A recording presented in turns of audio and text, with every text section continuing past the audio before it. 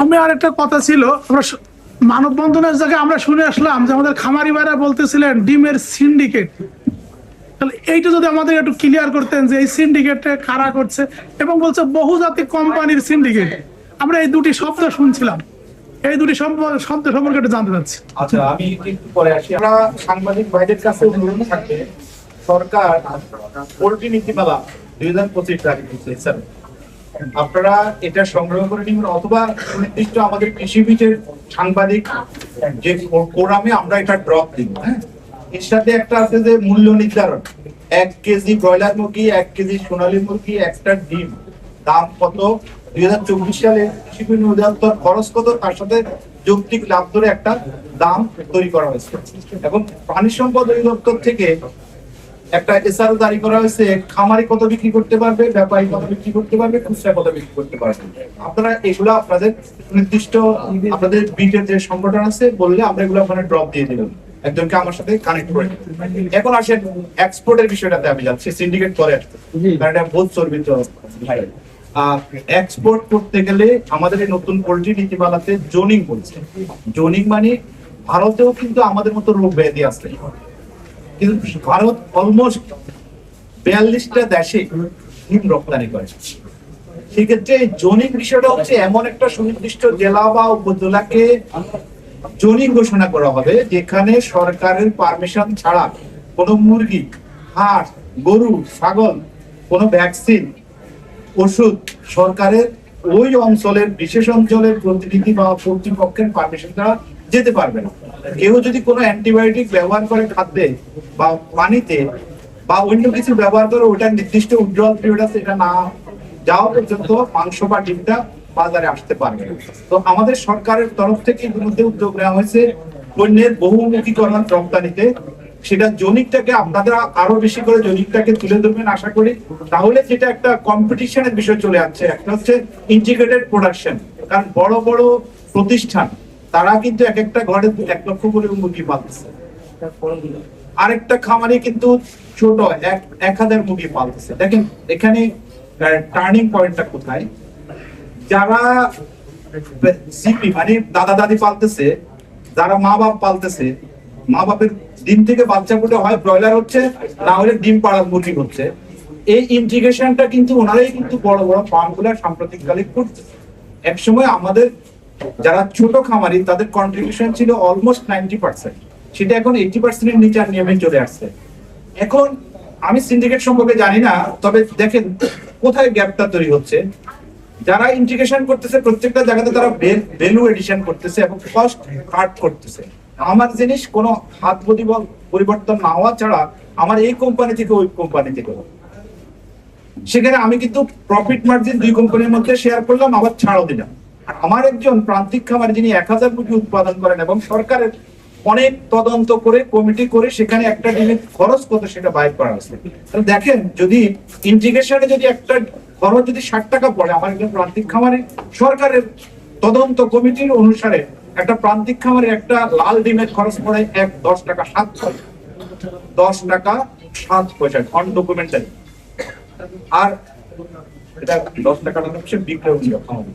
তো আপনার সেক্ষেত্রে ওনাদের কত খরচ ছিল, ওনাদের খরচটা আরো অনেক কম পড়বে। তাহলে এই জায়গাতেই তো আমি কম্পিটিশনে ছোট খামারে যারা এখানে অলমোস্ট আমরা শাউটিং কেন করতেছি, এটা দুইভাবে সরকারের নিরাপত্তা, খাদ্য নিরাপত্তা কৌশল এবং সরকারের উন্নয়ন কৌশলের অংশ। কারণ এখানে অলরেডি 60-70 লক্ষ মানুষ নানাভাবে যুক্ত আছে।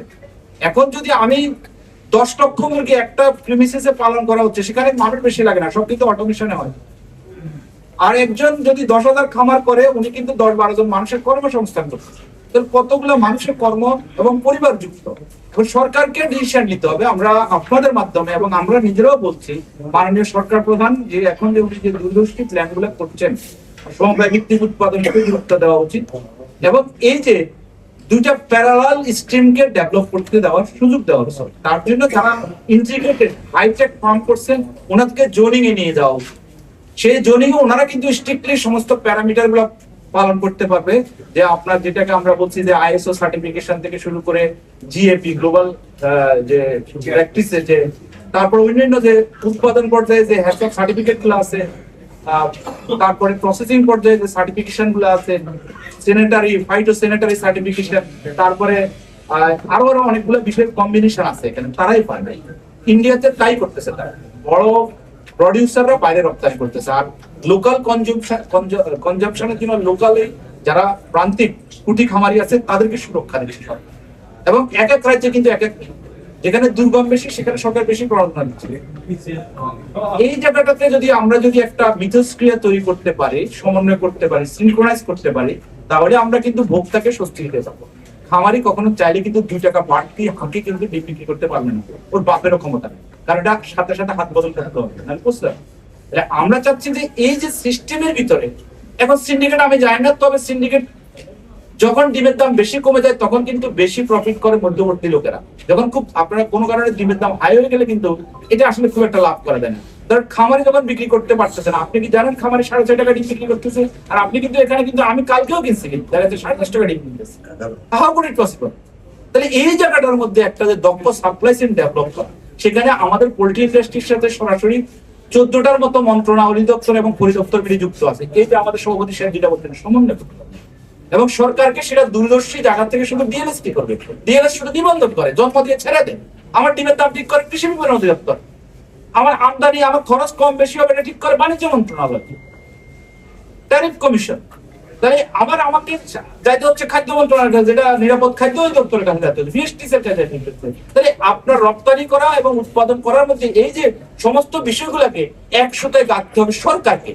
সরকার এখন যে আজকে যে মাসুম ভাই যেটা বললেন যে উত্তর চিটাগাং থেকে যে বা নোয়াখালী থেকে যে বন্যাটা হচ্ছে, ওটাতে শুধুমাত্র ফসল নষ্ট হচ্ছে, খামার শেষ হয়ে যাচ্ছে, মুরগি ছাগলও বেশি যাচ্ছে। এই যে খাদ্য নিরাপত্তা জায়গায় ঝুঁকি তৈরি হচ্ছে, এই যে মানুষগুলা কর্মসংস্থান হারায় ফেললো, তারা কিন্তু এখন অনিশ্চিত অভিবাসনে ঢাকা শহরের দিকে আসবে।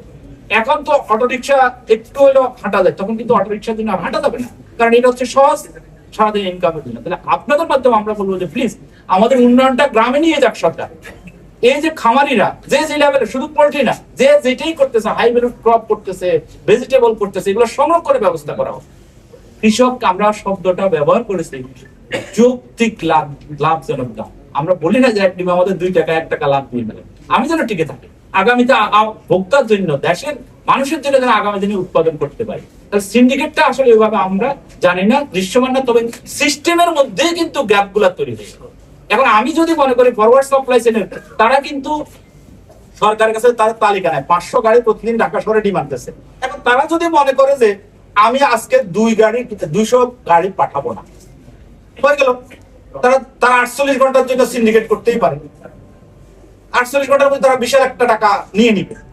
তাহলে এটা ভেরি সিম্পল। তাহলে সরকারকে আমরা বলছি যে ডিমের যেটা, যেহেতু পৃথিবীর আর কোনো দেশে হাউ নাই, এই যে মুরগি আর ডিম নেই, ভারতেও নাই, আমরা যদি সরকার যদি এরকম একটা সিস্টেম ডেভেলপ করে দেয় যে প্যারালাল, যে প্রান্তিক বা ছোট উৎপাদন, মাঝারি উৎপাদনকারীদের জন্য একটা সুরক্ষা কবচ তৈরি করে, আর বড়দের জন্য কিন্তু নিঃশ্বাস ফেলার জন্য পথ করে দিতে হবে, কারণ এখানে হাজার কোটি টাকা বিনিয়োগ হচ্ছে, তাদেরকে রপ্তানির জন্য নগদ প্রণোদনা দিয়ে তাদেরকে ওইদিকে ধাবিত করা হোক, তারা ডিমের পাউডার করুক, সরাসরি ডিম রপ্তানি করুক। তাহলে এই জায়গাতে সিন্ডিকেট যেটা আমরা বলতেছি, অদৃশ্য সিন্ডিকেট বারবার বলি, ভালো হাত বলি, এগুলোকে আস্তে আস্তে মিনিমাইজ করা যাবে। ধন্যবাদ।